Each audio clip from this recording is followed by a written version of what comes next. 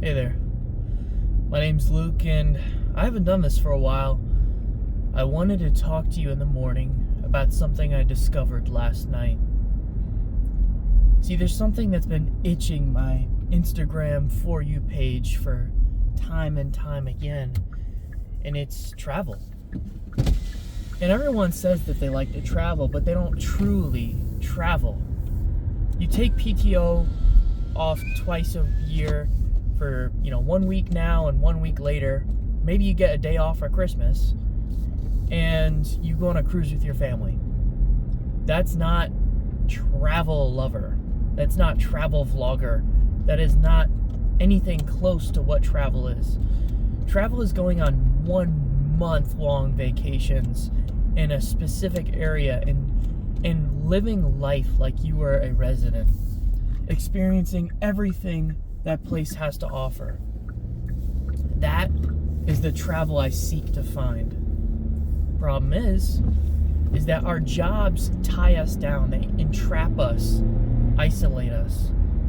And I think that's why the world is in shambles, why everyone is so angry, why everyone is so upset with their lives that they just can't live, is because you're not living in nature. You're not living in perfect places and amazing, beautiful areas and waking up to a lake on a mountain or climbing Mount Everest every day. Just going around experiencing the desert and all these things. You don't have to be a survivalist. You don't have to be like a nature lover or a vacation lover or even a travel lover, whatever you want to call it. I think genuinely at the heart of everything, if I show you a picture of a sunset on a mountain with a pond where someone's swimming, that right there invokes an emotion that it is so strong. It's like a pool. It's like a desire that I have to quench. I have to get there eventually. Now, I don't know how long it's going to take to achieve that dream, to see those creeks and those beautiful blue water. But I hope that I can find them soon, because time's running out. I'm 21 years old. I'm about to be 22, and I feel like my whole life I haven't seen the world, and I have to see the world. I've always been inquisitive. I've always wanted to see outside the car window, looking to the side while my mom was driving. I look outside and see the little guy running along the power lines and stuff, and I bet you had that too. I don't know. I know a handful of people do. But like the creativeness of the AR overlay into our world of my imagination, I've always wanted to see the world and see more of it. It's why I've watched so much YouTube like an addict. But it was the only way I was able to experience it. It's a free bag on the side of the road there. I don't have enough time though, I gotta go. But it's been tough lately because I'm seeing these videos. Yeah, they're inspiring, and I understand that they're just supposed to make you jealous, basically, and envy that freedom. But it is a dream that anyone can possess. Anything is possible, and if you set your mind to it, you'll do it right. The problem is that financial security. If you live like a hobo, eventually you're going to be a hobo, or you better start making money, because you gotta be using it. I imagine having a Class B van, one that I converted myself, where I'm able to go anywhere, subsist on myself, and maybe wash my clothes semi-decently. Get a big old water jug, have camera equipment, drone equipment, Insta360 X4. I mean, all the camera equipment, because I've got a whole life to live and I want to capture it. Not just in here, but in the tangible realm of YouTube, Instagram, whatever. But I want to be able to live my life knowing that I did everything I wanted to do. And I've talked about that before, and before I talked about this because I was entrapped and I thought that the only thing I could do was gym, work, side gig, side hustle, side job, whatever. And then work really hard to maybe have a house. And then maybe get a couple vacations and go out on the weekends and try to explore a new area within the, 30-mile radius of my area. But I'm starting to realize that that's not enough for me.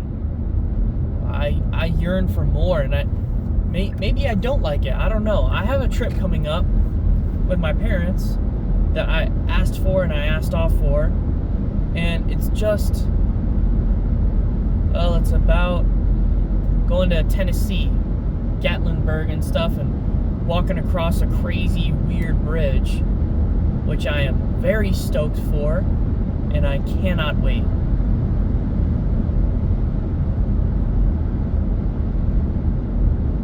I have to bring the best camera for that, I really do.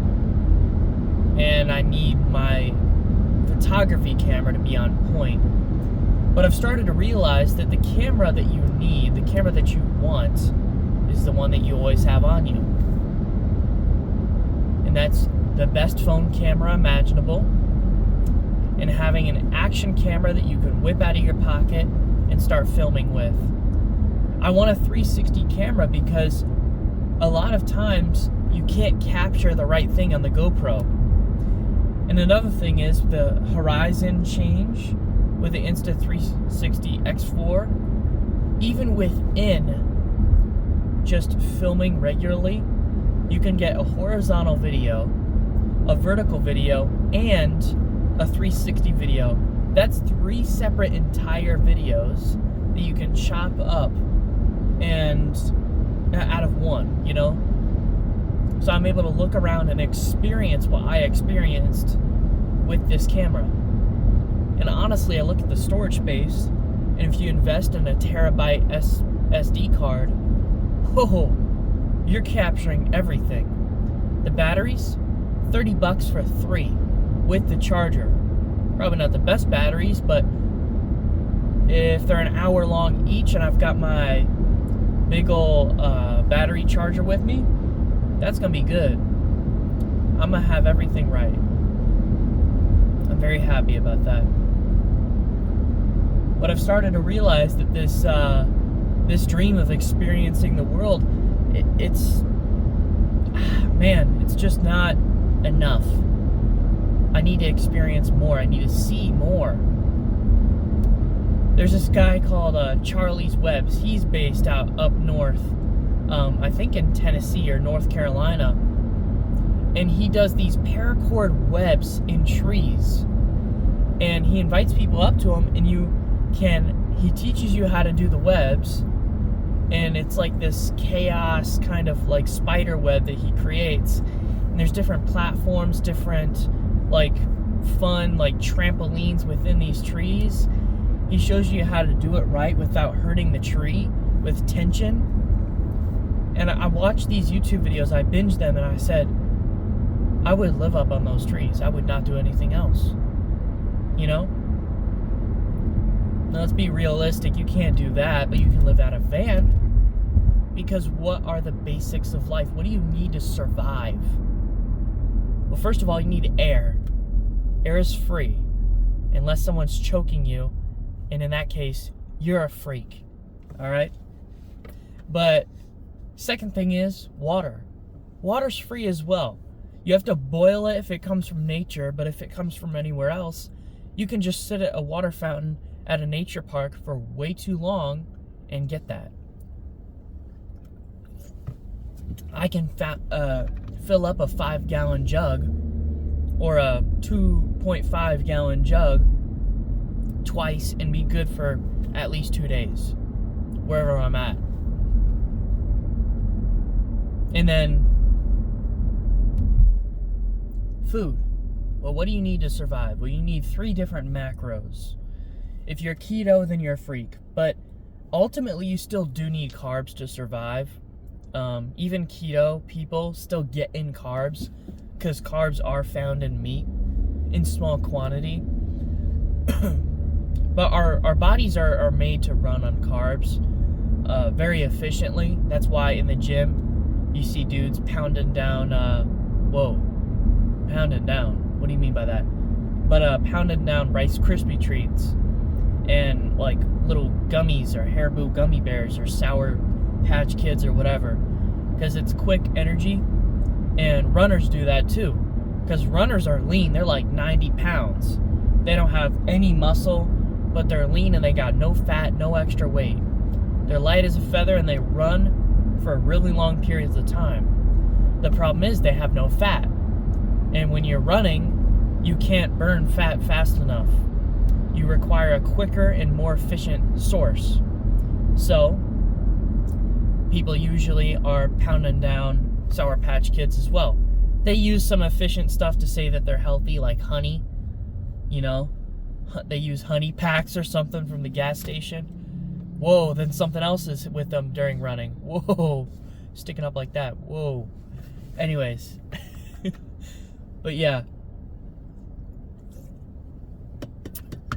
But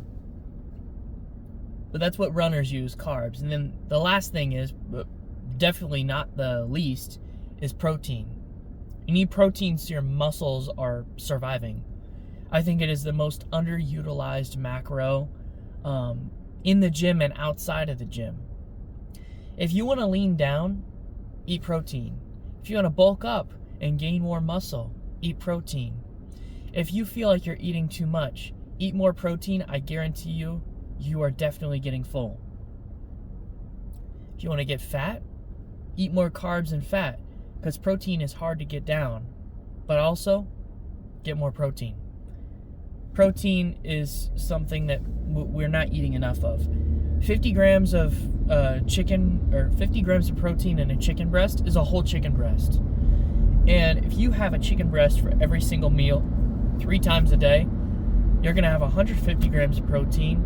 It's not bad, not great, but universally, among both genders, I would say that would be good enough for you. If you're a gym guy, maybe you want to bump that up to 200, a couple protein shakes mixed in, but that's the equivalent that you're looking at.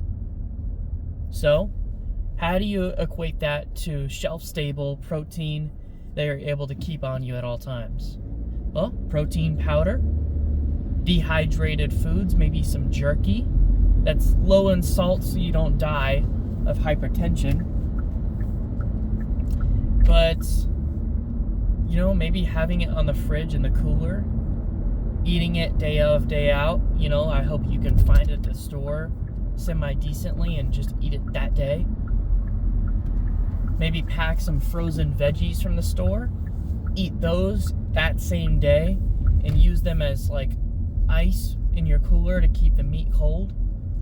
Not exactly the best option, but that means you always have to be at least close to a store, a Walmart. But I think it can be done. And if you get a battery pack on your van, you might be able to stretch that meat time out for maybe, let's say, a week. So once a week, you have to actually shop for meat and veggies. Okay. Well, what about carbs? Well, carbs are shelf-stable. You can make potato flour. You can have flour. You can have pasta, dried pasta. The protein powder, again, has carbs in it, but that's important as well. You could have honey. You could have dried fruit. There's a lot of different ways you can approach that. And you can have a sourdough starter to make any kind of bread on a pan. You're good there. Has seasonings and stuff to make everything taste better. And dried and canned goods for that, you know, emergency ration. And there you have everything. Everything you need. What's the next step? You need housing. You need somewhere to live. but what can you live with? I would say you at least need a bed. And you need a bed somewhere secure, somewhere where you're not getting doused in rain every day.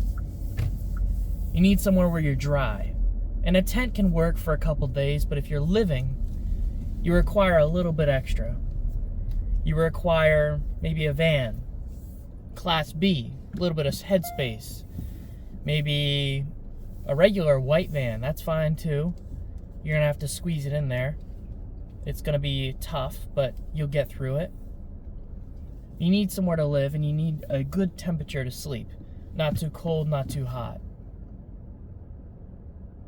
And with that, I think you will do just fine.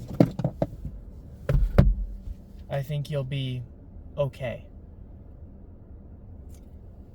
Anyways, we'll pick this up later. See ya.